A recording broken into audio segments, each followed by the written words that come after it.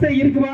ஒவ்வொருத்தருக்கும் தோணணும் அந்த ஆசை நிறைவேறணும்னா கண்டிப்பா நாம வாக்களிக்க வேண்டிய ஒரே சின்னம் தாமரை தாமரை தாமரை. நரேந்திர மோடிஜி அவர்களின் ஆசைப்பட்ட சின்னம் தாமரை தாமரை தாமரை.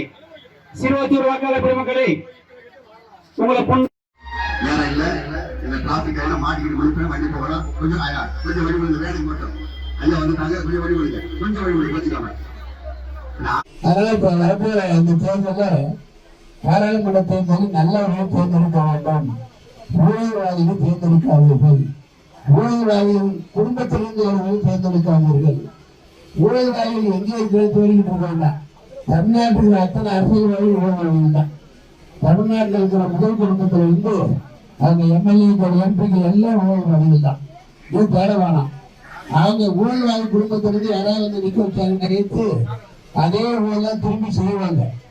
அந்த மாதிரி ஊழல்வாதிகளை நீங்க நிச்சயமாக மறந்து விட வேண்டும். இன்னைக்கு மோடி 10 ஆண்டு காலமாக டெல்லியில் ஆட்சி புரிகிறார். அவருடைய ஆட்சியில் இன்னைக்கு 70 அமைச்சர்கள் இருக்கிறார்கள். மோடி 70 அமைச்சர்கள் இருக்கிறார்கள்.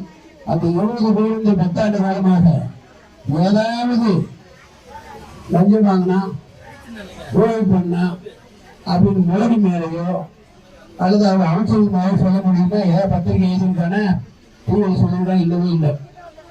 அது அத்தகைய நேர்மையானவருடைய ஆட்சியில் பங்கு பெற போகக்கூட நல்ல ஒரு எம்பி நீங்க தேர்ந்தெடுக்கணும். ஆகவேதான் சொல்லுகிறேன், திமுக என்பது என்னங்கிறது நீ கிராமத்தில் கூட பேசுறாங்க.